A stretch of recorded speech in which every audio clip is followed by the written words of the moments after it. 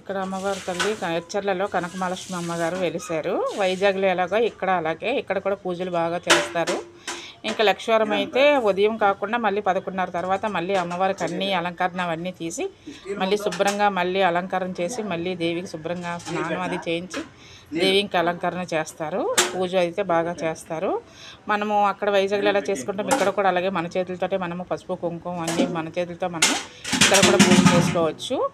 ఇంకా నెక్స్ట్ ఏంటంటే ఇక్కడ మార్గశిర మాసంలోని ప్రతి లక్షవారం 4 వారాలు కూడా అన్నదానం చేస్తారు.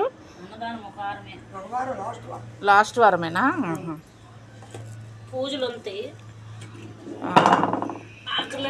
మార్గశిర మాసంలోని ఒక లాస్ట్ వారము లక్షవారము అన్నదానం చేస్తారు.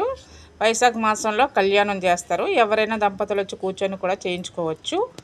ఇలాగ మనం ఏ కోరిన కోరికలు కోరుకుంటే ఆ కోరిక ఇక్కడ తప్పకుండా నెరవేరుతుంది. ఆ తల్లి తప్పకుండా నెరవేరుస్తారు. ఈ తల్లినికి మనము పూజ పసుపు కుంకుమ అవన్నీ వేసి మనము ఏం చేయాలనుకుంటే అలా చేసుకోవచ్చు. ఎలా మొక్కుకొని ఏ మొక్కులు మొక్కుకొని మనము ఏ వేయాలనుకుంటున్నామో అవి వేసి చేస్తే తప్పకుండా ఈ దేవి మనకి నెరవేరుస్తారు.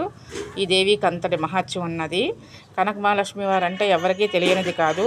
కాకపోతే వైజాగ్లో ఇక్కడ శ్రీకాకుళంలో చాలామందికి కొంతమందికి తెలియదు.